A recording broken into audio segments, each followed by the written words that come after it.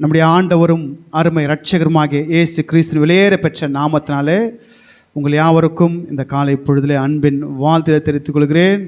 கர்த்தர் நல்லவரும் நமக்கு கிருபையும் நன்மையும் செய்கிறவருமா இருக்கிறாரு. எத்தனை விசுவாசிக்கிறீங்க? ஆமென், ஹல்லேலூயா. ஒரு சின்ன ஜெபம் பண்ணிட்டு வார்த்தைக்குள்ளே போகலாம். நல்ல தகப்பனே, இந்த நாளில் இந்த வார்த்தைகளை உங்கள் கரத்தில் ஒப்பு கொடுக்குறோம் ஆண்டவரே.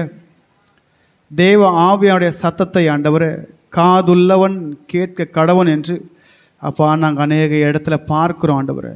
அப்பா எங்கள் காதுகள் திறந்திருக்கிறவாய், எங்கள் இருதயம் திறந்திருக்கதாயும் கர்த்தர் கிருபை செய்யுங்க. லீதியாளுடைய இருதயத்தை திறந்தவர் இந்த நாளில் பிள்ளைகளுடைய இருதயத்தை கர்த்தர் திறப்பீராக. வசனம் கிரியை செய்வதாகப்பா நடத்துகிற என்னையும் பிள்ளைகளையும் தேவ ஆவியின் கரத்துக்குள்ளாய் மூடி மறைத்து நடத்தும்படியாய் ஒப்பு கொடுக்கிறோம். ஏசு கிறிஸ்துவின் நாமத்தில் பிதாவே, ஹல்லேலூயா. கர்த்தர் நல்லவர். சரி, திருப்பி கொள்ளுங்க. யாத்ராகமம் 3ஆம் அதிகாரம் அதனுடைய 11ஆம் வசனம் வாசிக்கும் பொழுது, அப்பொழுது மோசே தேவனை நோக்கி பார்வோனிடத்துக்கு போகவும் இஸ்ரவேல் புத்திரரை எகிப்திலிருந்து அழைத்து வரவும் நான் எம்மாத்திரம் என்றான். நான் எம்மாத்திரம். டாபிக் அதுதான். நீ தலைப்பினது நான் எம்மாத்திரம். நம்மளை சொல்லணும், நம்ம பரலோகம் போகிறதுக்கு தகுதியா? உண்மையாக சொல்லுங்கள், தகுதியா? இல்லை. அவ்வளோ பரிசுத்தமாக வாழ்ந்தோம் ஒரு நாட்களில்? இல்லை. ஆனால் எவரையும் அழைத்து பரிசுத்தப்படுத்தி பரலோகத்துக்கு கொண்டு போய் சேர்க்குறது அவருடைய வேலை. நல்லா ஒன்று புரிஞ்சுக்கோங்க, நம்மலாம் பாத்திரவானா இல்லை. இன்றைக்கி 2 பேரை பார்க்க போகிறோம். மோசே சொன்னார் நான் எம்மாத்திரன்னு. ஆனால் மோசேக்கு ஆண்டவர் கொடுத்த சர்டிஃபிகேட் என்ன தெரியுமா? என் வீட்டில் எங்கும் உண்மை உள்ளவன். அப்படிதான் சொல்லப்பட்டிருக்கு. வானம் என் சிங்காசனம், பூமி என் பாதப்படினார். என் பாதப்படி வைக்கிறேன், அங்கே துதிக்கிறாங்க. அது தேவனுடைய வீடு. பரலோகத்தில் இருக்குது, இங்கேயும் இருக்குது. அவர் எங்கே இறங்குறோ அது அவருடைய வீடாக மாறிடும். அப்போ அவ்வளோ ஒரு பெரிய சாட்சியை பெற்ற ஒரு நபர் சொல்கிறாரு நான் ஏமாத்திரம் அப்படின்றாரு. சரி, நம்ம பின்பதாக பார்க்கலாம். இன்னொரு இடத்துல தாவீது சொல்கிறாரு பாருங்கள். மோசேக்கு என்ன ஒரு ஹெட்டிங் கொடுத்தாரு ஆண்டவர்? என் வீட்டில் எங்கும் உண்மை உள்ளவன். தாவீதுக்கு என் தாசனாகிய தாவீதை போல அல்ல. ஆமாம் இல்லைங்களா? இன்றைக்கி 2 பேரை பார்க்க போகிறோம். 2 பேரும் சொல்கிறாங்க எம்மாத்திரன்னு. இவர் பெரிய அற்புதங்கள்லாம் தெய்வ கிருபையினால் நடத்தி ஜனங்களை வனாந்தரத்தில் அழைச்சிட்டு வந்தார். அவரு சொல்கிறார் நான் எம்மாத்திரன்னு. தாவீது சொல்கிறாரு இஸ்ரேல் முழுதும் ஆண்டார். ஒரு ராஜா சொல்கிறாரு நான் எம்மாத்திரம்னு. ஆமாம் இல்லைங்களா? அப்போ நம்ம என்ன சொல்லணும்? நம்மளும் நான் எம்மாத்திரண்டு வர, ஆனாலும் நீங்கள் என்னை உயர்த்தி தகுதிப்படுத்தி வச்சுருக்கேன். என் மேன்மேலாம் அவர் தான். சொல்லுங்கள், என் மேன்மேலாம் நான் இன்றைக்கி இங்கே விடுதலையாக உட்காந்துருக்கேன்னா கர்த்தருடைய கிருபை. ஆமேனா இல்லைங்களா? கர்த்தர் நல்லவர். நல்ல பாருங்கள், யாரும் பரலோகத்துக்கு ஏறி போய் அவரை பார்க்கல. உண்மையா இல்லைங்களா? யோவான் 15:16 தெளிவாக சொல்லிட்டாரு, நீங்கள் என்ன தெரிந்து கொள்ள நான் உங்களுக்காக இறங்கி வந்தார் இல்லைங்களா? நீ என்னை தெரிந்து கொள்ளத்துக்கு நீ வானத்துக்கு ஏறி வரல, நான் உனக்காக இறங்கி வந்தேன். நம்மளுக்காக இறங்கி வந்தவர், நம்மை தெரிந்து கொண்டவர், இது வரைக்கும் நடத்துவார், இனிமேல் நடத்துவார். ஆமாம். சரி, இங்கே வந்துடலாம் செய்திக்காக. இந்த யாத்ராகமம் 3:11 சொல்லப்பட்டிருக்கு. மோசையை பார்த்து ஆண்டவர் சொல்கிறாரு. அப்பொழுது மோசே தேவனை நோக்கி, தேவனை நோக்கி சொல்கிறாரு, பார்வோன் இடத்துக்கு போகவும் இஸ்ரவேல் புத்திரரை எகிப்திலிருந்து அழைத்து வரவும் நான் எம்மாத்திரம் அப்படின்றாரு. இப்போ ஆண்டவர் சொல்கிறாரு, நீ போய் அந்த ஜனங்களை அழைச்சிட்டு வா, உன்னை நான் அனுப்புகிறேன் அப்படின்னாரு. ஏன்னா நல்லா பாருங்கள், அவங்களுடைய கூக்குரலை அழுகையும் கர்த்தர் கேட்டாராம். ஒரு நல்லா புரிஞ்சுக்கோங்க, நம்ம அழும்போது கர்த்தர் கேட்க மாட்டார்னு நினைக்கிறீங்களா? கண்டிப்பாகவே கேட்பார். நீங்கள் கதறி அழும்போதும் கேட்பார், சைலண்ட்டாக பெட்டில் படுத்துக்கின்னு அழுதாலும் கேட்பார். தாவீது சொல்கிறாரு, என் படுக்கையை என் கண்ணீர்னால் நினைத்தேன் அப்படின்னாரு. அதையும் கர்த்தர் பார்ப்பார். நீங்கள் அந்தரங்கத்தில் அழுதாலும் பார்ப்பார், வெளிரங்கமாக அழுதாலும் பார்ப்பார், எப்படி அழுதாலும் கர்த்தர் பார்ப்பார். அந்த ஜனங்களுடைய கூக்குரலையும் அவங்க படுற வேதனையும் கர்த்தர் பார்த்து ஒரு இரட்சகனை அனுப்புகிறாரு. அந்த இரட்சகன் தான் மோசே. இப்போ நீ போன்றாரு, பார்வோன்கிட்ட பேசுகிறேன். ஆல்ரெடி யார் தான் பயந்து ஓடினாரு? யாருக்கு பயந்து ஓடினாரு? அந்த பார்வன் தான் பயந்து ஓடினார். ஏன்னா ஒரு எகிப்தினை கொன்று போட்டதால் கொன்னுடுவாங்கன்னு பயந்து ஓடினார். ஆண்டு சொல்கிறாரு, எல்லாரையும் கொன்று போட்டேன், நீ இப்போ போன்றாரு. உன்னை கொல்ல தேடவெல்லாம் என்ன பண்ணிட்டேன்? கதெல்லாம் முடிச்சுட்டேன், நீ போ தைரியமாக, ஒன்றும் பிரச்சனை இல்லை. ஆனாலும் இவருக்கு ஒரு கேள்வி, நான் எம்மாத்திரன்னு நம்ம சொல்லணும். ஆண்டவரே, இந்த ஆவிக்குரிய வாழ்க்கைக்கு, இந்த பரிசுத்த வாழ்க்கைக்கு நான் தகுதியா? நான் எம்மாத்திராண்டவர் என்னை அழைத்து பாருங்கள். மோசைக்கிட்ட இறங்கினார். நல்லா பாருங்கள், வந்துடலாம். இப்போ அவர் எம்மாத்திரன்றாரு. எம்மாத்திரம் சொல்லிவிட்டு அதுக்கப்புறம் பாருங்களேன், அவர் எம்மாத்திரன்னு சொல்லி ராஜாவுக்கு போய் முன்னாடி போய் நிற்க எம்மாத்திரம், இஸ்ரவேல் புத்திரரை அங்கேருந்து அழைத்தரும் நான் எம்மாத்திரம்னு சொல்லிட்டு அதுக்கு அடுத்த வாசம் ஆண்டு சொல்வார். யாத்திராகமம் 3:12 வாசிங்களேன். யாத்திராகமம் 3:12. நீங்கள் ரெடியாக இருக்கணும்.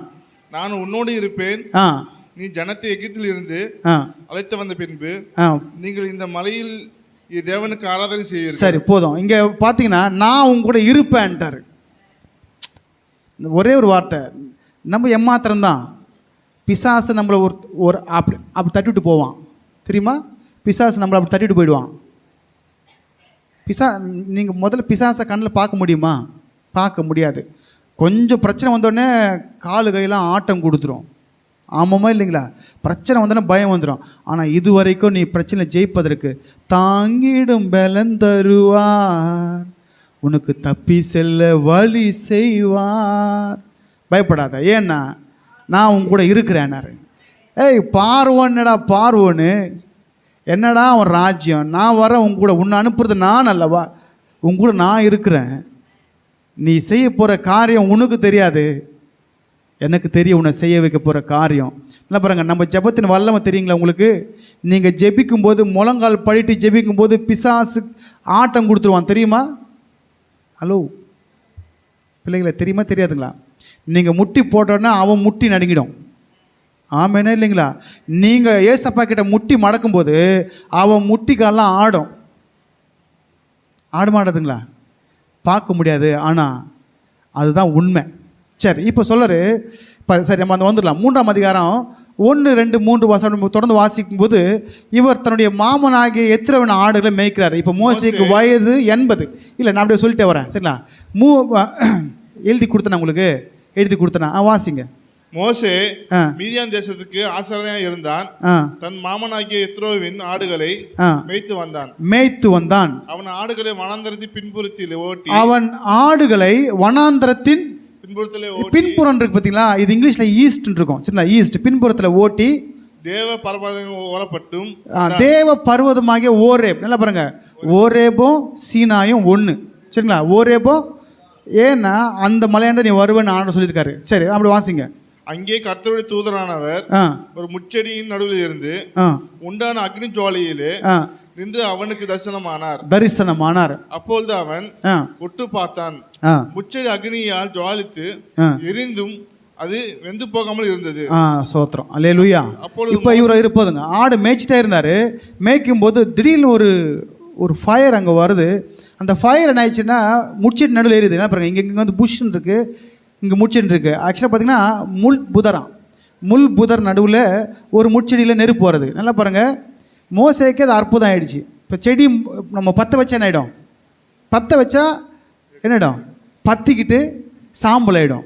அப்படி தானே பாருங்கள், ஆண்டுடைய அக்கினிக்கு ரெண்டு குணாதிசயங்கள் இருக்குங்க. அவரை பட்சிக்கிற அக்கினி, இன்னொன்று தங்கத்தை புடமிடுகிற அக்கினி. ஹலோ, புரிதலைங்களா? ஒன்று பட்சிக்கிற அக்கினி யாருன்னா சத்ருவை பட்சிக்கிற அக்கினி, தம்முடைய பிள்ளைகளுக்கு புடமிடுகிற அக்கினி.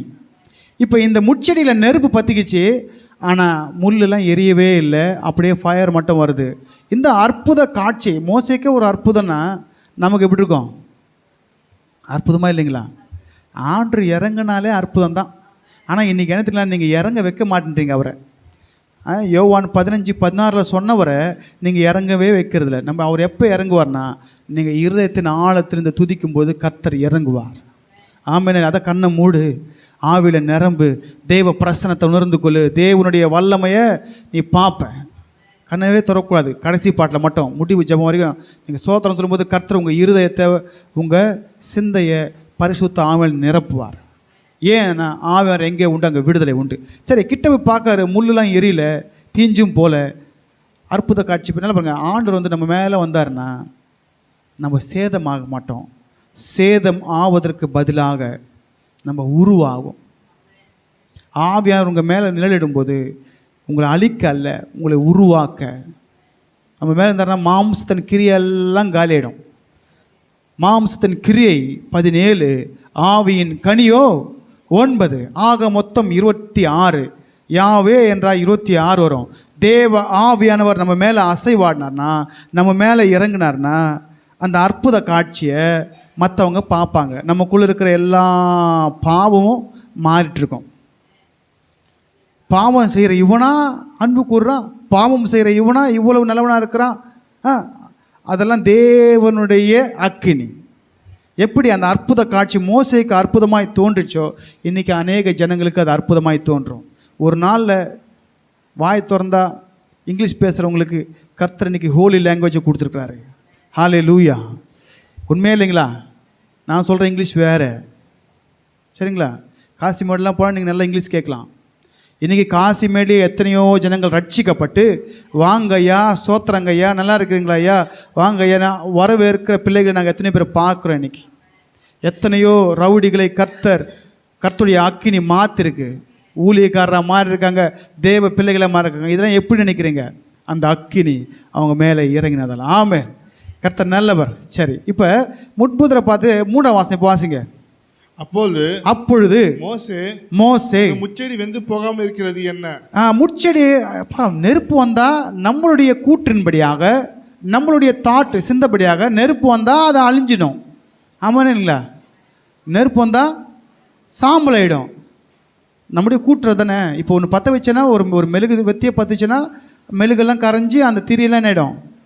போயிடும். ஒரு வீட்டில் ஒரு விறகு பற்ற வச்சா என்ன ஆகிடும்? விறகு கறி அப்புறம் சாம்பலம் ஆகிடும். இதுதான் ஆக்சுவலாக நம்ம சிந்தைக்கு. இதை தேவ சிந்தை வேறு. அவர் இறங்கும் பொழுது எதுவும் சேதமாகாது, நமக்குள்ளே ஒரு அக்கினி வரும். ஆமேன்னு இல்லைங்களா? இந்த அற்புத காட்சியை பார்க்காரு. முள்ளெல்லாம் பற்றிக்கல எரின்னு சொல்லிட்டு, எரியாமல் அப்படியே பற்றிக்க சொல்லிட்டு. ஏன்னா கர்த்தருடைய அதிசயம் அப்படி இருக்கும், அற்புதம் அப்படி இருக்கும்.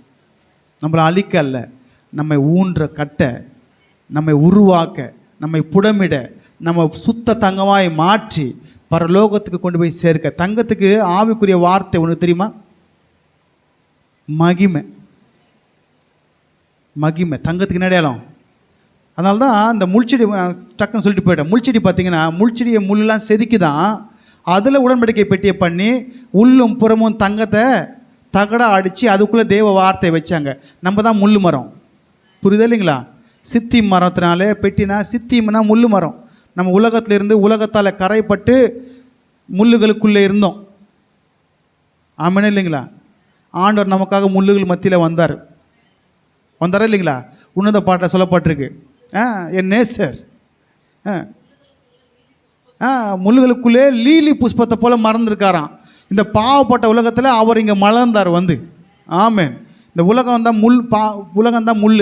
நான் போன வாரத்தில் உங்களுக்கு சொன்ன விதையை குறித்து, முள்ளுள்ள இடத்துல விழுந்த விதை என்னாச்சுன்னா, உலக ஆசை உலக கவலை நெருக்கி பலன் கொடுக்காமல் போச்சு. ஆமேங்களா? அந்த முள்ளெல்லாம் கர்த்தர் செதுக்கி அதை பலகைகளாக மாற்றி, அந்த பலகைகளை வெளியே தங்கம் உள்ள தங்கம் அடித்து அதுக்குள்ளே வார்த்தையை வச்சு தான் உடன்படிக்கை பெட்டி. அல்லேலூயா. கர்த்தர் பயன்படுத்தின ஒவ்வொன்றுக்கும் ஒரு அடையாளம் இருக்குது. சரிங்களா? ரைட். அப்போ முட்செடியில் நடந்து பார்க்க சொல்கிறாங்க. அந்த முள்செடிக்காக சொல்கிறேன். முட்செடி யாருன்னா நம்ம தான். அந்த முட்செடி மேலே தெய்வ மகிமை இறங்கும் பொழுது அங்கே ஒரு அதிசயம் விளங்கும். இதை மோசே கிட்ட போய் பார்க்குறாரு. அதுக்கப்புறம் இதெல்லாம் கான்ட்ரவர்ஸ்லாம் போகுது, நீ போய் அழைத்து கொண்டு வா, இதெல்லாம் பேசுகிறாரு. பேசினப்போ தான் சொல்கிறாரு, ஆண்டவரே, ஆல்ரெடி 40 வருஷத்துக்கு முன்னாடி தான் அந்த பார்வன் என்னை கொன்னுடுவான்னு பயந்து உயிர் தப்பி ஓடி வந்தேன். இப்போ நீங்கள் என்னென்னா அங்கே அனுப்புகிறீங்களே, அவன் என்னை கொன்னுட மாட்டானா அப்படின்னா, இல்லை எல்லாம் கதையும் என்ன பண்ணிட்டேன். நம்மளை ஆண்டவர் அனுப்புகிறாருன்னா கதைலாம் முடிச்சிடுவார். ஹலோ, ஒரு கிராம ஊழியத்துக்கு போகும்போது ஜெபம் பண்ணிட்டு போகும்போது அங்கே கதைலாம் முடிச்சிடுவார். ஒரு ஊழியத்துக்கு போகும்போது அங்கே இருக்கிற பிசாசின் கதைலாம் முடிச்சிடுவார். முடிச்சு தான் அனுப்புவார்.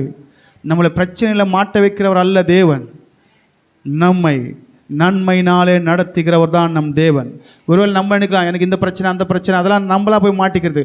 தேவ உத்தரவோடு கூட நம்ம போகும்போது, பார்வோனாவது அவன் ராஜ்யமாவது, அன்றைக்கி இருந்த ராஜ்யத்தில் மிகப்பெரிய ராஜ்யம் அவன் தான்.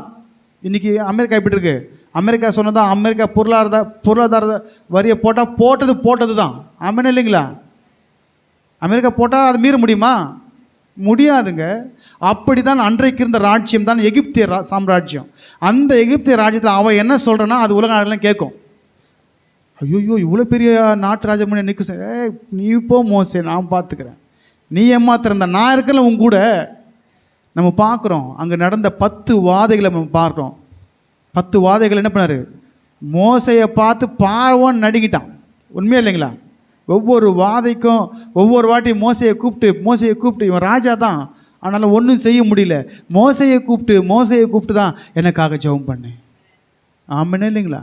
ராஜாக்களை மண்டியிட செய்கிறவர் தான் நம் தேவன். எனக்காக ஜெபம் பண்ணுனா பார்வோன் என்ன பண்ணியிருப்பாரு மோசேக்கு முன்னாடி? ஹலோ, உதாரணத்துக்கு நான் சின்ன எக்ஸாம்பிள் சொல்கிறேன். இப்போ டிஜே யாருக்கா இருந்தார் அந்த நாட்களில்? அவர்கிட்ட ஜெபம் பண்ணதுக்கு போவாங்க, அரசியல்வாதிகள் போவாங்க, ராஜாக்களும் போவாங்க. அவர் கேட்ட விண்ணப்பத்தின்படியாக அந்த அடையாறு அந்த ரூட் அந்த ரோடு என்னவோ மாற்றிட்டாங்க. க்ரீன்வே சாலையாக இருந்துச்சு ஃபஸ்ட்டு. இப்போ ஃபஸ்ட்டு க்ரீன்வே சாலைங்களா? க்ரீன்வே சாலை தானே. இப்போ யார் மாற்றினது? யார்? ராஜாக்களை கொண்டு வந்து அங்கே நிப்பாட்டுவார். ஆமேனா இல்லைங்களா? நம்ம தேவன் பெரிய தேவனுங்க. ராஜாவே அடிக்கடி மோசையை கூப்பிடு, ஆரனை கூப்பிடு, ஒவ்வொரு வாதை பார்க்கும்போது தான் நடுங்கி போய் கூப்பிட்டு இந்த ஒரு வாட்டி மாத்திரம் எனக்காக என் ஜனக்காக ஜெபித்துக்கொள்ளு. ஆஃப்டர் ஆல் ஒரு ஆடு மேய்க்கிறவர், பயந்து ஓடினவர். மோசையை பார்த்து பயமா? மோசே கூட இருக்கிற கர்த்தரை பார்த்து பயம். அல்லேலூயா. ஏன்னா சொல்லிட்டாரு 3:12, நீ போ, உன் கூட சொன்னவர் உண்மை உள்ளவருங்க, உன்னை விட்டுருவாரா? நான் ஒரே ஒரு வார்த்தை சொல்கிறேன், நம்ம ஏமாத்திரம் நம்மளை அழைச்சிருக்கிறாரு. மோசேக்கு தரிசனம் போல நம்மளை அழைச்சிருக்கிறாரு. நம்மளை இது வரைக்கும் போன்றாரு, நான் உன் கூட இருக்கிறேன்னாரு. சொன்னாரா இல்லைங்களா? சொன்னாரா? மத்தேயு 28:26 கடைசியில் சொன்னார், இதோ உலகத்தின் முடிவு பரிந்தும் சகல நாட்டில் நான் உன் கூட இருக்கிறேன். நீ நினச்சிட போகிற நான் மறித்தேன், அவள் தான் முடிஞ்சு போச்சு நினைக்காத. உயிர் தெழுந்த இயேசு நம்மோடு கூட இருக்கிறார். என்னைக்கு உங்களை கரம் பிடிச்சாரோ, என்னைக்கு உங்களை ஒரு வேலைக்காக அனுப்புகிறாரோ, உங்கள் கூட கர்த்தர் இருப்பார். உங்கள் குடும்ப வாழ்க்கையில், உங்கள் வேலை ஸ்தலத்தில், உங்கள் பிரயாணங்களில் யார் தான் இருக்கிறது கூட? இருக்காரா இல்லைங்களா? எல் ஷடாய், நான் சர்வ வல்லமையுள்ள தேவன் அப்படின்றாரு. சர்வ வல்லமைனா அவர் எங்கும் இருப்பவர், எங்கும் நிறைந்தவர். நிறைந்தவர்களா? நீங்கள் கூப்பிட்ட அடுத்த செகண்ட் நிற்பார். அது இல்லாமல் நம்மை என் பாதம் கல்லில் இடராதபடிக்கு தங்கள் கரங்களிலே ஏந்தி கொள்வார்கள். ஆமாம் இல்லைங்களா? நம்மை காக்கும்படியாக தேவன் நம்மோடு கூட இருக்கிறாரு. பாட்டெலாம் பாடுறாங்க, உன்னை காக்கும்படிக்கு உன்னோடு இருக்கிறேன் மகனே மகளே. நம்ம தான் நம்புறதில்லை. நமக்கே சில சந்தேகம் வந்துடும். பிரச்சனை வந்த உடனே ஆண்டவர் இருக்காரா இல்லையா? இருக்காரு நான் சொல்கிறேன். ஏன்னா அவர் எவ்வளவேனும் பொய்யுரையாத தேவன், நேற்றும் இன்றும் என்றும் மாறாதவர். இப்போ மோசையை அனுப்புகிறாரு ஒரு பெரிய ப்ராஜெக்ட். சும்மா இல்லை, கூட்டு ஒரு ஜனம் எவ்வளோ? புருஷர்கள் மாத்திரம் 6,35,550 பேர். 6,35,550 பேர் புருஷர்கள் மட்டும். புருஷன்னா 30 வயசு, அது கீழே குட்டி குசும்பு எல்லாம் வரும். நான் சொல்கிறது இவங்க யூதர்கள் மட்டும், இந்த இஸ்ரேல் மட்டும். மற்றபடி புறஜாதிகள்லாம் நிறைய பேர் வந்தாங்க. பல ஜாதி ஜனமான கூட்டங்கள் அவங்க கூட போனாங்கன்னு யாத்திராகும் 12 இருக்கும். நீங்கள் வாசித்துக்கொள்ளுங்க. போனது நிறைய பேர். ஏன்? பார்வோனுடைய குமாரத்தையே ரட்சிக்கப்பட்டாங்க தெரியுமா? பார்வோனுடைய ஒரு குமாரத்தி ரட்சிக்கப்பட்டாங்க. யார்? மோசேயை வளர்த்த அந்த பெண் தேவனுடைய வார்த்தை ரட்சிக்கப்பட்டாங்க. ஏன்னா அவ்வளோ அற்புதங்கள், அடையாளங்கள், அதிசயங்களை பார்த்தா யாருங்க ரட்சிக்கப்படாமல் இருப்பாங்க? வித்தியாசத்தை காண்பிக்கிற தேவன். கோசேன் தேசத்தில் எதுவும் நடக்கலை, அங்கே பார்த்தீங்கன்னா நெருப்பு விழுது. கோசேன் தேசத்தில் வெளிச்சம் இருக்குது, அங்கே பார்த்தீங்கன்னா இருள் சூழ்ந்து கிடக்குது. இங்கே இருக்கிற மனுஷனுக்கு கொள்ள நோய் வரல, அங்கே இருக்கிற மனுஷனுக்கு வந்துச்சு. இங்கே இருக்கிற மனுஷனுக்கு ஒன்றும் ஆகலை, அங்கே இருக்கிற மனுஷங்க அழிக்கப்பட்டாங்க. இங்கே இருக்கிற மிருகங்கள் ஒன்றும் ஆகலை. எல்லாம் வித்தியாசத்தை காண்பிச்சார். ஆமேனா இல்லைங்களா? மோசே தேவனுடைய வல்லமையை பார்த்தாரு இல்லைங்களா? முதல்ல நம்பலை, நான் திக்குவாயி, நான் மந்தனாவு, வேறு யாருன்னா அனுப்புங்க அப்படி 4ஆம் அதிகாரத்தில் நீங்கள் எடுத்து வாசிங்களேன். 4ஆம் அதிகாரம் வாங்க. இப்போ யாத்ராகம் 4:10. யாத்ராகமோ 4:10. அப்போது மோசே கர்த்தரை நோக்கி, ஆண்டவரே, இதுக்கு முன்னதாவது தேவர் உமது அடியானோடு பேசியதற்கு பின்னாவது நான் வாக்கு உள்ளவன் அல்ல, நான் வாக்கு வல்லவன் அல்ல, நான் திக்குவாயும் மந்தனாவும் உள்ளவன் என்றான். சரி, இப்போ ஆண்டு அடுத்த வாசம் சொல்றாரு, மனுஷனுக்கு வாயை உண்டாக்குனது யாரு? ஆண்டவர் தான். முதல்ல ஆதாம் பேசினார்ல, என்ன பேசியிருப்பார் நீங்கள் நினைக்கிறீங்க? நிறைய கேள்வியில் எழும்போம். ஆதாம மண்ணால் உண்டாக்குனாரு, அவன் நாசியில் ஜீவ சுவாசத்தை அப்படின்னு ஊதினார். ஊதின உடனே முதல் வார்த்தை என்ன பேசியிருப்பாருன்னு நீங்கள் கெஸ் பண்ணுறீங்க? அம்மா அப்படி பேசியிருப்பாரு நினைக்கிறீங்க? அம்மா அப்பெல்லாம் அதை வேற. கர்த்தாவே யாவே கர்த்தாவே அப்படின்னு கூப்பிட்டுருப்பார். குழந்தை பிறக்கும்போது அம்மான்னு அழுவல, அப்பான்னு அழுவுதா குழந்தை பிறந்த உடனே? நீ பிறந்த உடனே உன் வாயில் கர்த்தரை, அது யாராக இருந்தாலும், தேவனை அவங்க அறிஞ்சாலும் அறியாட்டியும், அது யாராக இருந்தாலும் கர்த்தரை கூப்பிடுகிற சத்தம் தான் வாயில் பிறக்கும். நீங்கள் வீட்டில் போய் ஆராய்ச்சி பார்த்துக்கோங்க எப்படி அழுவுதுன்னு. யாவே அப்படின்னு அழுதான்னு பாருங்கள். இல்லை அம்மான்னு அழுதா, அப்பான்னு அழுதா பாருங்கள். இல்லை டேடி மம்மின்னு அழுதா பாருங்கள். இல்லை மாதா பிதான்னு அழுதா பாருங்கள். எப்படி அழுது? எந்த ஊரில் பிறந்தாலும் அந்த குழந்தைன்னு அழுக சத்தம் ஒன்று தான். அது ஆப்பிரிக்காவில் பிறந்தாலும், அமெரிக்காவில் பிறந்தாலும், லண்டனில் பிறந்தாலும், ஜப்பானில் பிறந்தாலும், சைனாவில் பிறந்தாலும், தமிழ்நாட்டில் பிறந்தாலும், டெல்லியில் பிறந்தாலும் ஒரே சத்தம்தான். என்ன சத்தம்? யோசிச்சோமா? இன்னைக்காது நம்ம யோசிச்சோமா? யோசிக்க வைக்க மாட்டான் பிசாசு. நீ பிறந்த உடனே நீ கர்த்தரை துதிக்கணும், இல்லைன்னா பட்டுன்னு தட்டுவாங்க. போட்டு தட்டுவாங்களா இல்லையா? தலை கீழே பிடிச்சிட்டு இப்படி 2 காலை பிடிச்சி மேலே இப்படி வச்சு, பிறந்த உடனே உன் வேலை என்ன? துதி போடு 2. அப்புறம் தான் அம்மா கைக்கே வரும். நீ பிறந்த உடனே உன்னை துதிக்க வைக்கிறவர் தான் கர்த்தர். உன் வாயை கொடுத்தது அவரை துதிக்கிறதுக்கு, உன் கையை கொடுத்தது அவரை தட்டி பாடுறதுக்கு. ஆமாங்களா? எல்லா முழங்கால்களும் முடங்கும், எல்லா வாயும் நாவுகளும் இயேசுவே தேவன் என்று அது பிறந்த குழந்தையும் அவர் அறிக்கை செய்யும். பட்சபாதமே இல்லை.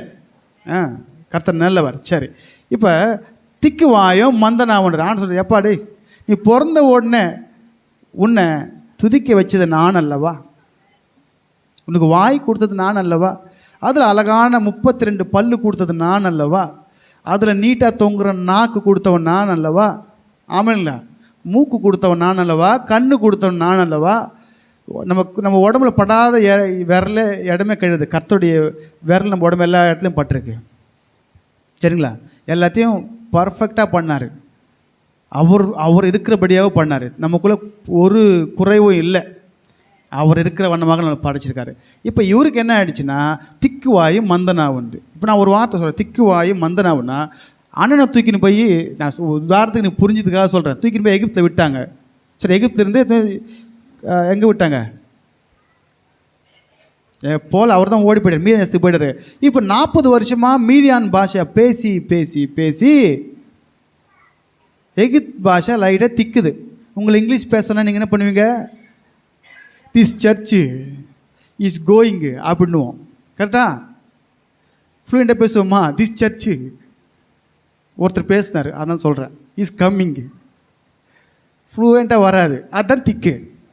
இன்னும் அடுத்த வார்த்தை வராது இங்கிலீஷில், வராத கூட இழுப்போம் போட்டு. சரிங்களா? அது ஒரு மெத்தடு. இவர் திக்குவாயினர். ஆனால் திக்குவாயெல்லாம் கிடையாது. வாக்கில் வல்லவன் சொல்லப்பட்டிருக்கு அப்போஸ்தலர் 7. இப்போ நான் உங்கள் ஒரு வார்த்தை கேட்குறேன், இங்கிலீஷில் நீங்கள் ஃப்ளூயிடாக பேசுவீங்களா? திக்கி தானே பேசுவீங்க.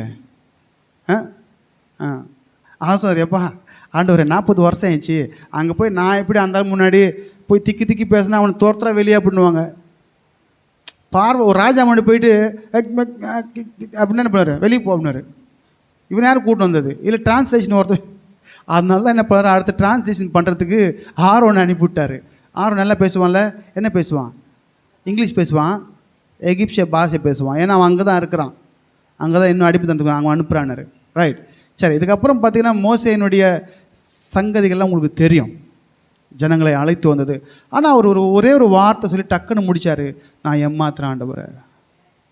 நம்ம வாழ்க்கையில் நம்ம சொல்லலாம், ஆண்டவரை இந்த வாழ்க்கைக்கு நான் தகுதியே இல்லை ஆண்டவரை, இந்த பரிசுத்த ஜீவியத்துக்கு நான் தகுதி இல்லை, உலையான சேற்றில் புரண்டு கிடந்த ஆண்டவரை, பாவ வாழ்க்கையில் அமிழ்ந்து கிடந்த ஆண்டவரை, என்ன தேடி வந்தீங்களே உமக்கு நன்றி ஆண்டவரை. இந்த கனமான வாழ்க்கை நான் ஏமாத்துறோம் அப்படின்னா, நம்ம கூட ரட்சிக்கப்பட்ட பிறகு நம்ம இப்படி நடப்போமா நமக்கு தெரியாது, நம்மை நடத்துவார் தேவன் ஒருவரே. அல்லேலூயா. நம்மளை மாற்ற எப்பேற்பட்ட மனுஷனையும் மாற்ற அவர் வல்லவராக இருக்கிறாரு. நம்மளால் முடியாது கிடையாதுன்னு சொல்லக்கூடாது, அவர் முடிய செய்வார். உண்மையே இல்லைங்களா? உண்மை. நான்லாம் இங்கெல்லாம் நின்று பேசுவோன்னு நினச்சி கூட பார்க்கல ஒரு நாளில். வார்த்தை என்ன பண்ணும், தடுமாறும். இன்றைக்கி ஆயிரங்களுக்கு முன்னாடி நிப்பாட்டினாலும் கர்த்தர் என்ன பண்ணுவார், பேச வைப்பார். அதுதான் மிராக்கிள். ஆமாம் இல்லைங்களா? அதுதான் கர்த்தருடைய வல்லமை. அது கர்த்தருடைய வல்லமை இறங்கிச்சுன்னா யாரும் ஒன்றும் செய்ய முடியாது, நம்மளை சரளமாக பேச வைப்பார். ஆமேன். எத்தனை விசுவாசிக்கிறீங்க? ஆமேன். கர்த்தர் நல்லவர். சரி, இப்போ இவர் சொல்லிட்டாரு. என்ன பாருங்க, நம்ம ஏமாத்துறோம் அப்படின்னா நம்ம வாழ்க்கையில் நம்ம நடப்பதற்கு நமக்கு தேவையான பலன் யார் தரணும்? காலை எழுந்துன தேவன் தான் தரணும். அதிகாலையில் உங்களுடைய கிருபையினால தட்டி எழுப்புறீங்க, எழுப்பி தாங்குறீங்க, நடத்துறீங்க, பத்திரமா காக்குறீங்க.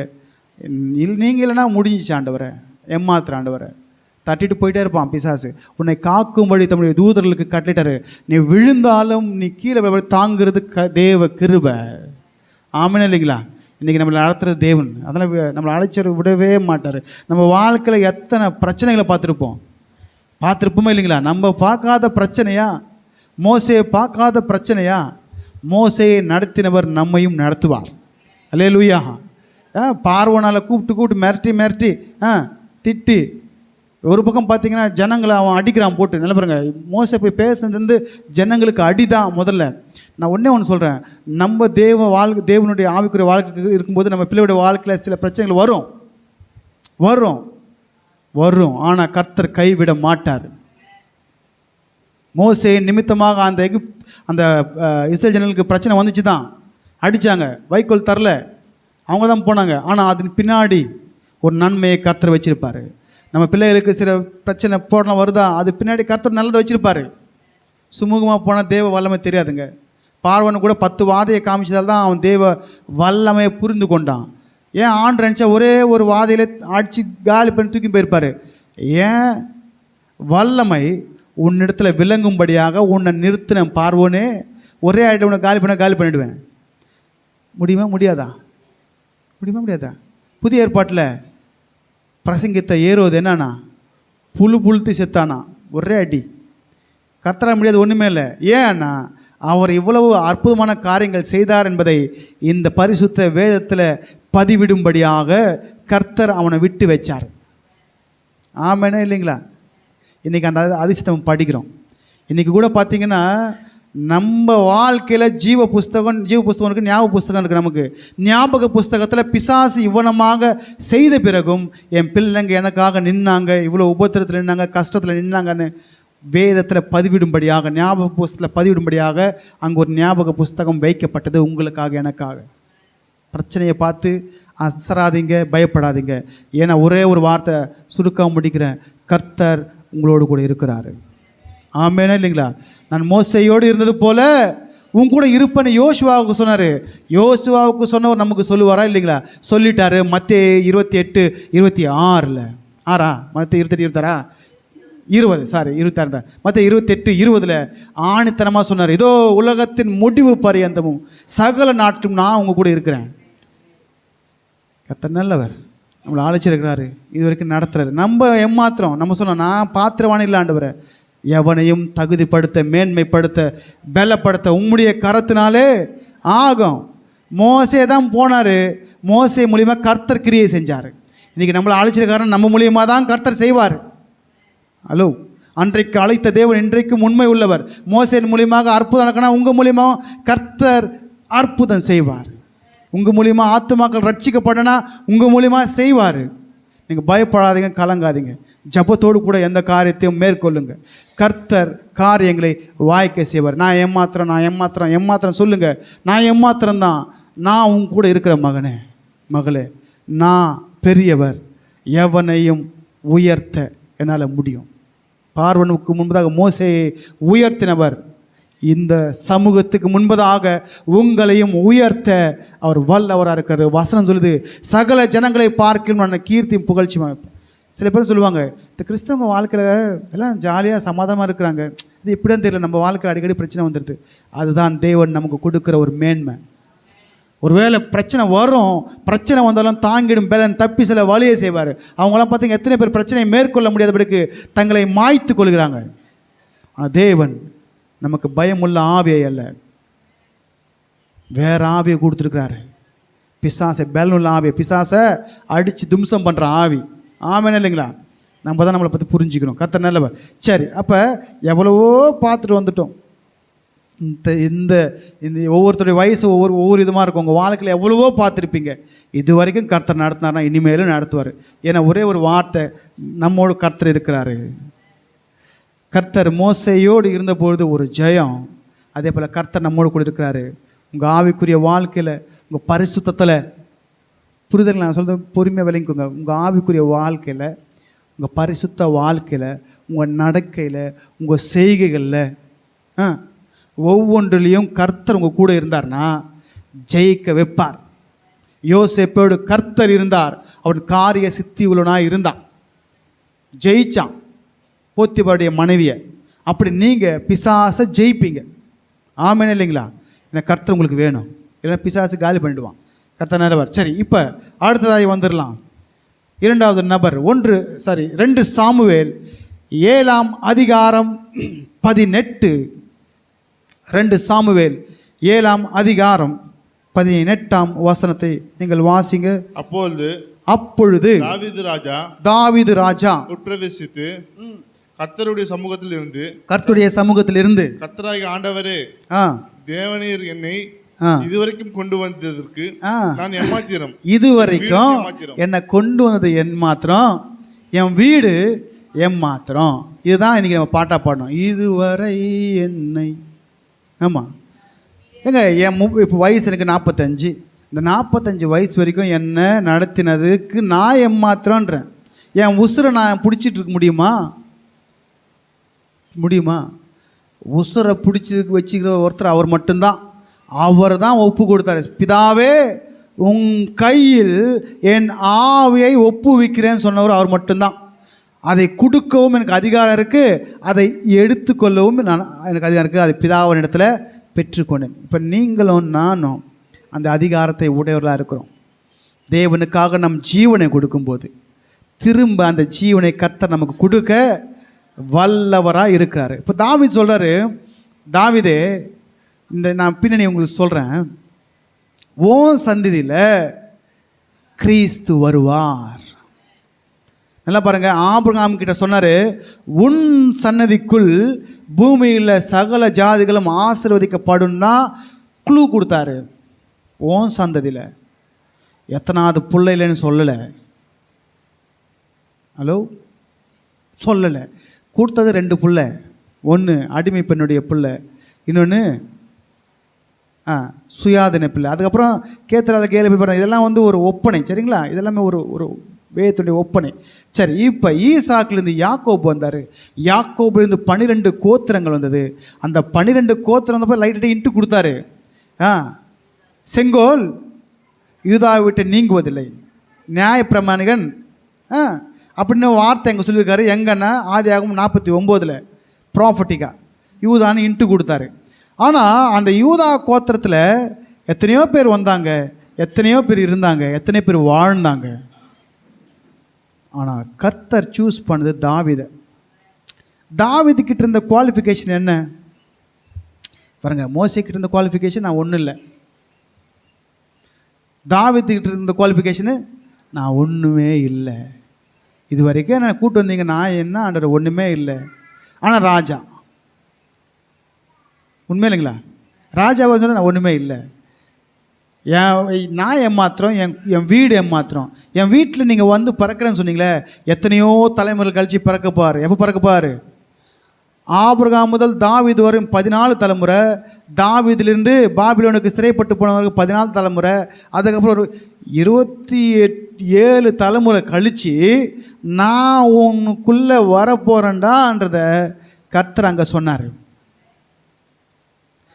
ஆண்டு வந்து சொன்னாரா செய்வார். உங்களுக்குள்ள நான் பிறப்பார். சரி, இன்றைக்கி நான் ஒரு வார்த்தை உங்களை கேட்குறேன். உங்களுக்குள்ளே இயேசு கிறிஸ்து பிறந்தாரா?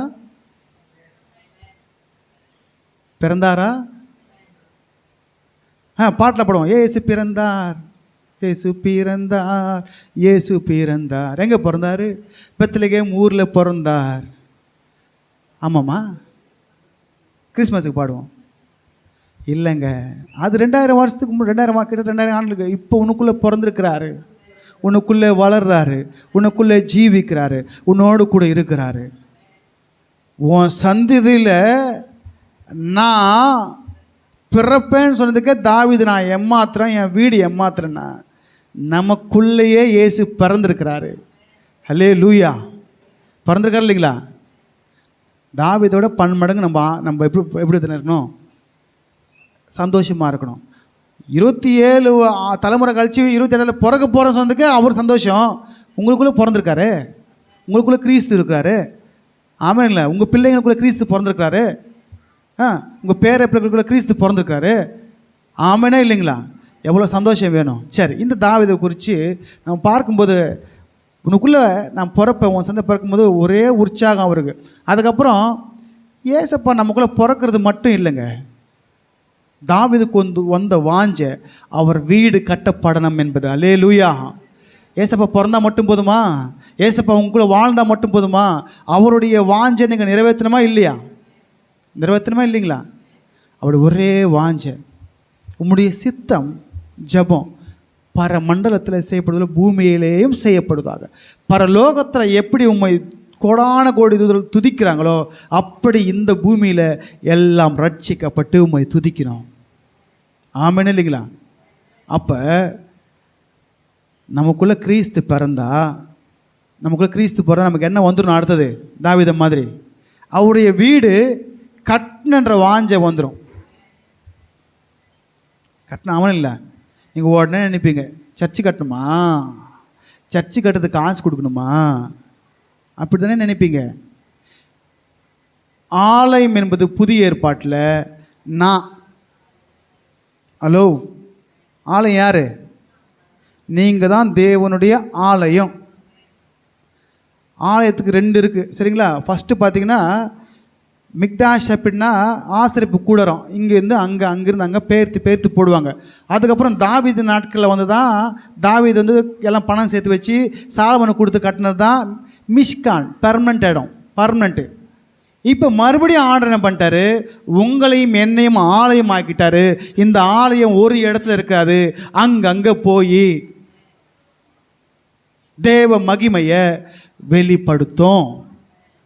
உங்களுக்கு புரிஞ்சிச்சா இல்லையான்னு எனக்கு தெரியல நான் சொல்கிற வார்த்தை. நீங்கள் தான் ஆலயம், உண்மையா இல்லைங்களா? தேவ மகிமையை மற்றொரு இடத்துல போய் வெளிப்படுத்தணும். நான் அன்னைக்கு நீங்கள் கனெக்ட் பண்ணி பேசுகிறேன்.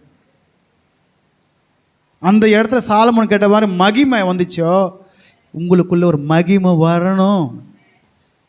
உங்களை பார்த்து எனக்காக ஜெபிங்கன்னு கேட்கணும்.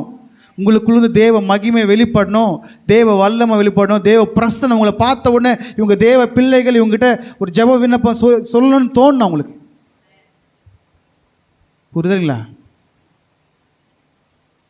வரணும், இந்த வைராக்க வரணும். சரி சரி சரி ரைட், நான் வந்துடலாம். இப்போ நான் ஏமாத்திரம், வீடு ஏமாத்திரம் அப்படின்னு சொல்லிட்டு கடைசியாக அதை சொல்கிறாரு, உம்முடைய ஆசீர்வாதத்தினாலே உம்முடைய அடியேன் வீடு என்றைக்கும் படுவதாக அப்படின்னு சொல்லி அந்த அதிகாரத்தை முடிக்கிறாரு. சரி, இப்போ வந்துடலாம். 1 நாளாகமோ 29ஆம் அதிகாரம் 14-15. இப்படி மனப்பூர்வமாய் கொடுக்கும் திராணி உண்டாவதற்கு நான் எம்மாத்திரம், என் ஜனங்கள். தேவனுடைய ஆலயம் கட்டுறதுக்காக ட்ரெஷர்ஸ் எல்லாம் சேர்த்து வைக்கிறாரு. சாலமன் தான் கட்டணும். ஏன்னா இவர் மோசே வந்து என்ன பண்ணிட்டாரு, 1 நாளாகவும் 29:14 சொல்லப்பட்டிருக்கு. இப்படி மனப்பூர்வமாய் கொடுப்பதற்கு நான் எம்மாத்திரம், திராணி உண்டாவதற்கு நான் ஏமாத்திரம், என் ஜனங்கள் ஏமாத்திரம் அப்படின்னு சொல்லிட்டு எல்லாம் உம்மாலே உண்டானது, கரத்தினாலே வாங்கி உமக்கு கொடுத்தோம், உமக்கு கொடுக்குறோம். இப்போ தாவீது கொடுத்த குவான்டிட்டி தெரியுமா உங்களுக்கு? எவ்வளோ கொடுத்தாருன்னு, எவ்வளோ கொடுத்தாருன்னு ஆண்டுருக்கு? சரி, 15 வாசிக்கு மறுபடியும். உமக்கு முன்பாக நாங்கள் எங்களுடைய பிதாக்கள் எல்லாரையும் போலும் அரதேசிகளும்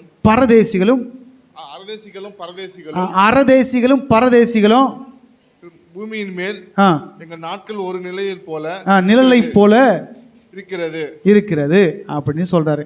நான் ஒண்ணு மேல் ஆண்டவரே, நிழல் தெரியுமா? நிழல் ஷேடோ. காலையில் ஒரு பக்கம் இருக்கும், மதியம் ஒரு பக்கம் இருக்கும், மாலையில் ஒரு பக்கம் இருக்கும், 6 மணிக்கு மேலே காணாமல் போயிடும் அப்படின்னு அங்கன்றார். சொல்லிட்டு நிழலை போக்கும் சொல்லிட்டு இவர் தேவனுடைய ஆலயத்தை கட்டுவதற்கு கொடுத்த நான் ஏமாத்திரம், என் ஜனங்க ஏமாத்திரம் எல்லாம் உங்ககிட்ட வாங்கி. நான் என்ன சொல்கிறேன்னா, நீங்கள் ஆலயம் கட்டுறது அது அப்புறம் இங்கே நம்ம ஒன்று கூடி துதிப்பதற்கு இந்த இடத்துல லைட்டு வேணும், ஃபேன் வேணும்.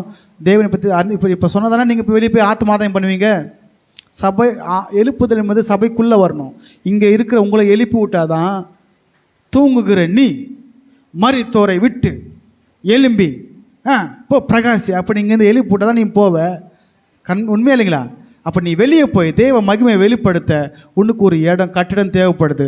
இந்த இடத்துல நம்ம ஆலயமாய் சபையாய் கூடி வரும்போது உங்களை எழுப்பி விடும்போது நீங்கள் வெளியே போய் ஆத்மாதாயம் பண்ணுவீங்க, தேவனுக்கு பிரியமான காரியம் பண்ணுவீங்க. ஆமாம் இல்லைங்களா? சரி, இங்கே எல்லாம் உங்ககிட்ட வாங்கணும், உங்ககிட்ட தான் கொடுக்குறோம் அப்படின்னு ஒரு வார்த்தையில் முடிச்சிருக்காரு. சரி, நம்ம ஒரு அளவு வந்துடலாம். சரிலாம். சரி, இப்போ தாவீது அந்த கட்டிடம் கட்டப்பட ஆசைப்பட்டார். நம்ம புதிய ஏற்பாடு எப்படி இருக்கணும்? எங்கள் ஜீவ நாட்களில் எல்லாம் உமக்காக உமது ஆலயங்கள் கட்டப்பட பிரயாசப்படணுமா. ஆண்டவரே, இந்த அழிந்து போகிற ஆத்மா ரட்சிக்கப்பட்டு உங்கள் ஆலயமாக மாறணும். ஆண்டவரே, ஈரில் இருக்கிற இந்த ஆத்துமாக்கள் ரட்சிக்கப்பட்டு உங்கள் ஆலயமாக மாறணும். இதுதாங்க ஆலயம் கட்டப்பட நம்ம செய்கிற வேலை. இங்கே ஆலோசனை கேட்குறீங்க நீங்கள், இந்த இடத்துக்கு தேவைதான், லைட்டு வேணும், ஃபேன் வேணும், எல்லாம் வேணும், இது ஒரு பார்ட். ஆனால் உண்மையான ஆலயங்களை கட்டுவதற்கு கர்த்தர் உங்களை கருவியாய் பயன்படுத்துவார். உங்ககிட்ட தான் கொடுத்துருக்காருங்க. நான் மேய்க்கிறேன், நீங்கள் என்ன பண்ணோம்? ஆடு நீ தின்னு கொழுத்து என்ன பண்ணோம்? கொழுத்து போய் இருக்கக்கூடாது, கொழுத்து பால் கொடுக்கணும், குட்டி போடணும். உண்மை இல்லைங்களா? எல்லாம் பண்ணணும். எல்லாம் யாருக்கிட்ட இருக்கு? கர்த்தர் உங்ககிட்ட ஒரு பாட்டை கொடுத்துருக்காரு. என்கிட்ட கொடுத்த ஒரு பாட்டை உங்ககிட்ட ஒரு பாட்டை கொடுத்துருக்காரு. கேளுங்க, ஆண்டவரே, நான் சாகிறதுக்குள்ளே ஒரு ஆத்மாவாது ஆதாயம் பண்ண, நான் ஏமாத்துற ஆண்டவரே, என்னால் முடியாது ஆண்டவர் அப்படின்னு கேளுங்க. ஆண்டவர் உங்களுக்கு திராணியை கொடுப்பாரு. ஆடுகள் பின்னாடி சுற்றின தாவீது தான் அரசனாக்குனார். ஆமாம் இல்லை? சமஸ்த இஸ்ரேல் ஜனங்களையும் நடத்தினார். ஆமாம் என்ன இல்லைங்களா? சரி, நம்ம வந்துடலாம். இப்போ இவர் கொடுத்த தங்கத்தின் அளவை குறித்து 1 நாளாகமம் 29:3 சொல்லப்பட்டிருக்கு. 29:3. இன்னும் என் தேவனுடைய ஆலயத்தின் மேல் நான் வைத்திருக்கிற வாஞ்சையினால் பரிசுத்த ஆலயத்துக்காக நான் சௌதரித்து அனைத்தையும் தவிர எனக்கு சொந்தமான பொன்னையும் வெள்ளியையும் தேவனுடைய ஆலயத்துக்கு என்று கொடுக்கிறேன். பாருங்க, உங்கள் வாழ்நாட்களில் இருக்கிற உங்கள் நேரத்தை 4-8 மணி நேரம் வேலை செய்கிறோம், நமக்கு சம்பளம் வருது, ரைட்டு. தேவனுக்காக 1 மணி நேரம் வேலை செய்ய பாருங்க. நீங்கள் கேளுங்க, கர்த்தர் செய்வார். ஆண்டவரே, இன்றைக்கி ஒரு நாள் என்ன பண்ணுறேன், போகிறேன், எனக்கு யாரை சந்திக்கன்னு தெரியாது ஆண்டவரே, முகம் அறியாதவன் தெரியாதவன், போகிறேன், யாரை காமிக்கிறீங்களோ காமிங்க, ஏன்னா உங்கள் ஆலயம் கட்டப்பட நான் வாஞ்சியாக இருக்கிற ஆண்டவரேன்னு கேளுங்க. வாஞ்சி இருக்கணும். இவருக்கு என்ன இருந்துச்சு, ஆர்வம் இருந்துச்சான். வேறு யாருக்கும் வரலைங்க தாட்டு, தாவீதுக்கு வந்துச்சு. அதனால தான் தாவீதுன்னு வாய்க்கு 10 தடவை ஆண்டவர் தாவீதை குறித்து சொன்னார். எந்த ராஜாக்களுக்கும் வரல, சவுல் ராஜாக்கும் வரல. சரிங்களா? எந்த ராஜாக்கள் இல்லாத முன்னாடி நியாயாதிபதி இருந்தாங்க. அதுக்கப்புறம் சவுல் ராஜா வந்தார். சவுல் ராஜாக்கே அந்த எண்ணம் வரல, பட் தாவீதுக்கு அந்த எண்ணம் வந்துச்சு, தேவனுடைய. அதனால தான் நீ ஏன் வீட்டை கட்டுறியா, நான் உனக்கு ஒரு வீட்டை, யோவான் 14:3 படியாக, என் பிதாவின் வீட்டில் நிறைய வீடு இருக்குது, நீ என் வீட்டை கட்டணும், என் ஆலயம் கட்டணும்னு ஆசைப்பட்டல, உனக்கு ஒரு வீட்டை நாங்கள் கட்டுறேன், நீ வரும்போது உனக்கும் நீ கட்டு வித்த அவங்களுக்கும் சேர்த்த வீடை கட்டுறேன். ஆமேனே இல்லைங்களா? ஊராம் பிள்ளைய ஊட்டி வளர்த்தா தாம் புள்ள தானா வளரும்னு சொல்லப்பட்டிருக்கு. நீங்கள் மற்றவர்களுக்கு செய்வது கர்த்தர் உன் பிள்ளைங்களுக்கு செய்வார். அல்லேலூயா. செய்ய பழகுங்க. சரி, இப்போ கொடுத்த தங்கத்தினுடைய அளவை நம்ம பார்த்து முடிச்சிடலாம், நேரம் நமக்கு கடந்து சென்று கொண்டு. தக்க வாசிங்க. அறைகளின் சுவர்களை மூடுவதற்காகவும், அறைகளின் சுவர்கள் மூடுவதற்காகவும், பொன் வேலைக்கு பொன்னும், பொன் வேலைக்கு பொன்னும், வெள்ளி வேலைக்கு வெள்ளியும், வெள்ளி வேலைக்கு வெள்ளியும், கம்பள செய்யும் வேலையை அனைத்திற்காகவும் ஒப்பரின் தங்கமாகிய 3000 தாலாந்து தங்கம். தங்கமே பெஸ்ட்டு, அது ஒப்பிரும் தங்கமா. எவ்வளோ போகுது ஒரு கிராமு? எவ்வளோ கிராமு தெரிலங்க, எனக்கு தெரியல. நான் அந்த பாடிக்கு போனேன் தவிர அந்த கீழே அந்த பாலா போனதை பார்க்கறதில்ல. ஏன்னா நமக்கு தேவைப்படுறத வாங்குறதுல போடுறதுனால அதை பார்க்கறது இல்லை. சரிங்களா? சரி, ரைட்டு. போட்டாலும் பாஸ்டரே போட்டார், பாஸ்டர் போட்டுருவாங்க, அதனால் எதுவும் போடுறது இல்லை. சரி, ரைட்டு. கருத்தில் வாசிங்க. சுத்த வெள்ளியாகிய இல்லை தங்கம், ஒப்பிரின் தங்கம், ஒப்பிரின் தங்கமாகிய 3000 தாலாந்து தங்கம். 3000 தாலாந்து எவ்வளோ தெரியுமா? ஒரு கிராம் எவ்வளோ சொன்னீங்க? சத்தமாக சொல்லுங்கள், எனக்கு கேட்கல. ஒரு கிராம் எவ்வளோ? 9000. 10,000 ரூபா வச்சுக்கோங்க. யார் விட்ட வலி? இது ஒப்பிரின் தங்கம், இன்னும் அதுக்கு மேலே தான் போகும். ஏற்றின்னு போங்க. ஒரு சவரம் எவ்வளோ? 1,00,000 ரூபாய் ஆயிடுச்சுங்களா இப்போ? சேதாரம், ஆதாரம், சேதாரம்லாம் போட்டு 1,00,000 ரூபாய் ஆகிட்டான். நல்லா அடிங்கடாப்பா நீங்கள். சரிங்க, ஏதோ ஒன்று பண்ணுங்க, ஜிஎஸ்டி போடுங்க, அந்த எல்லாம் போடுங்க. ஆனால் அது வாங்க மதிப்பு கூடுமா இல்லைங்களா? கூடும். அது தங்கம் வந்து மகிமைக்கு அடையாளம். சரி, இங்கே இவர் கொடுத்தது 3000 தாலந்து. சரிங்க, அந்த நாட்களின் இஸ்ரேலினுடைய எடைப்படியாக ஒரு தாலந்து 34 கிலோ 200 கிராமு. 34 கிலோ 200 கிராமு ஒரு தாலந்து. அப்போ 3000 இன்ட்டு 34 இன்ட்டு 3000 இன்ட்டு 34.2 போட்டுக்கோங்க. நான் சும்மா கணக்கு போட்டு வச்சா 1,02,600 கிலோ தங்கமா. இது தாவீது கொடுத்தது மட்டும் 1,02,600 கிலோவாம். வெள்ளி பார்த்தீங்கன்னா 2,39,400 கிலோ கொடுத்துருக்காங்க. அதுக்கப்புறம் இங்கே கீழே ஜனங்க கொடுத்துருக்காங்க. ஜனங்கள்லாம் எல்லாம் சேர்ந்து அவங்க கொடுத்தது 5,000 தாலந்து தங்கம், 10,000 தங்க காசு, அப்புறம் 10,000 நீங்கள் வீட்டில் வாட்சுவங்க, டைம் இல்லை, இவ்வளோ கொடுத்தாங்க. எல்லாம் கொடுத்துட்டு தான் சொல்கிறாரு 14. இப்படி மனப்பூர்வமாய் கொடுக்கும் திராணி உண்டாவதற்கும். திராணினா கொடுக்கறதுக்கு, பலன் கொடுப்பதற்கு நீங்கள் தான் கொடுத்தீங்க. திராணி எனக்கு நமக்கு திராணி இருக்கா? நமக்கு திராணி இருக்கா? இல்லை. அவர் கொடுத்த பலன் தான் திராணி நமக்கு. ஆமென். திராணியும் உண்டாவதற்கும் நான் எம்மாத்திரம். என் ஜனங்கள்லாம் கொடுத்தாங்க, அவங்களுக்கு திராணி உண்டாவதற்கு எம்மாத்திரம். அப்படி இவ்வளோ கொடுத்தாங்க. சம்பாதிக்க பலன் கொடுத்து யார்? நான் சொன்னேன், உன்னுக்காக நம்ம 8 மணி நேரம் உழைக்கிறோமா, கர்த்தருக்காக 1 மணி நேரம் உழைச்சிப்பார். தேவனுக்காக உழைக்கணுங்க. நான் என்ன சொல்கிறேன்னா, நம்மளால் முடியாது. இன்றைக்கு ஒரு தீர்மானத்தோடு கூட போங்க. ஆண்டவரே, உங்கள் ஆலயம் கட்டப்படணும். பழைய ஏற்பாட்டில் அதுதான் ஆலயம். நல்லா பாருங்கள், 469 வருடங்கள் அந்த ஆசரிப்பு கூடாரம் இருந்தது. அதுக்கப்புறம் தாவீது என்ன பண்ண, சாலமோன் கட்டி ஷிஃப்ட் பண்ணாங்க. 410 ஆண்டுகள்.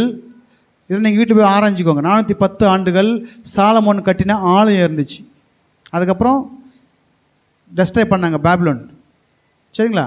சரி, ரைட். இப்படி இதெல்லாம் அந்த ஆலயம் கட்டப்பட வாஞ்சித்தவங்க. இந்த புதிய ஏற்பாட்டில் நம்ம தான் ஆலயம் சொல்லப்பட்டிருக்கு. எத்தனை பேரை கர்த்தருக்காக நீங்கள் கட்ட போகிறீங்க? இன்றைக்கி ஒரு தீர்மானத்தை எடுப்போம். அப்போ தாங்க உங்களையும் என்னையும் பார்த்து சொல்லுவார், என் தாசனாகிய தாவீது, என் தாசனாகிய மோசே அப்படின்னு அழைப்பதற்கு அவரும் தேவ ஜனங்களை வெளியே கொண்டு வந்து பிரயாசப்பட்டார். எத்தனையோ பிரச்சனைங்க, எத்தனையோ வாட்டி இன்னொரு வாட்டி நீ என் முகத்தையே பார்க்க மாட்டேன், உன்னை கொண்டுடுவேன் அப்படின்னு பார்வன் மிரட்டினார். பார்க்கலாம், கர்த்தர் என் கூட இருக்காரு, இனிமே என்னை பார்க்க மாட்டேன் சொல்லி தான் வந்தார். தாவீதுக்கு எவ்வளோ பிரச்சனைங்க, எவ்வளோ பிரச்சனையை பார்த்து சோர்ந்து போகாதீங்க. நமக்கு இருக்கிற ஒரே ஒரு வாஞ்சை, தேவ ஆலயம் கட்டப்படணும். கட்டப்படணும். நீங்கள் நினச்சி போகிறீங்க, இது ஒரு பார்ட், சரிங்களா? இதுக்காக நம்ம செய்ய வேண்டியது செய்யணும், சரிங்களா? ஃபேன் இல்லாமல் உட்கார முடியுமா? நான் எல்லா ஃபேனும் ஆஃப் பண்ணுறேன். என்ன பண்ணுவீங்க நீங்கள்? பண்ணுவீங்களா இல்லையா? பண்ணுவீங்களா இல்லையா? ஏசி போட்டால் இன்னும் கொஞ்சம் சில்லுன்னு இருக்கும். போட்டுடலாம். கர்த்தர் செய்வாரா இல்லைங்களா? ஏன் விசுவாசம், கர்த்தர் செய்வார். அப்போ இன்னும் ஜில்லுன்னு உட்கார்ந்து ஜம்முன்னு வசனத்தை கேட்கலாம். ஆமாம் இல்லைங்களா? சரி, கர்த்தர் நல்ல, இதெல்லாம் ஒரு பார்ட். ஆனால் உண்மையாக நீங்கள் செய்ய வேண்டியது வெளியே போய் நீங்கள் ஆத்துமாக்களை ஆதாயப்படுத்தும், தேவ ராஜ்யம் கட்டப்பட அதை பிரயாசப்படுங்க. கர்த்தர் எவரை கொண்டும் என்னென்ன செய்வார். ஆனால் வாஞ்சை உங்களுக்கு இருக்கணும். தாவீதுக்கு இருந்த வாஞ்சை உங்களுக்கு இருக்கணும். ஆமாம் இல்லை? அப்போ தாங்க உங்கள் மூலியமாக தலைமுறைகள் எழும்போம். 28ஆவதுல பிறக்கப்பனார், உங்கள் மூலியமாக எத்தனை பிறக்கட்டும். சந்தோஷமாக இல்லைங்களா?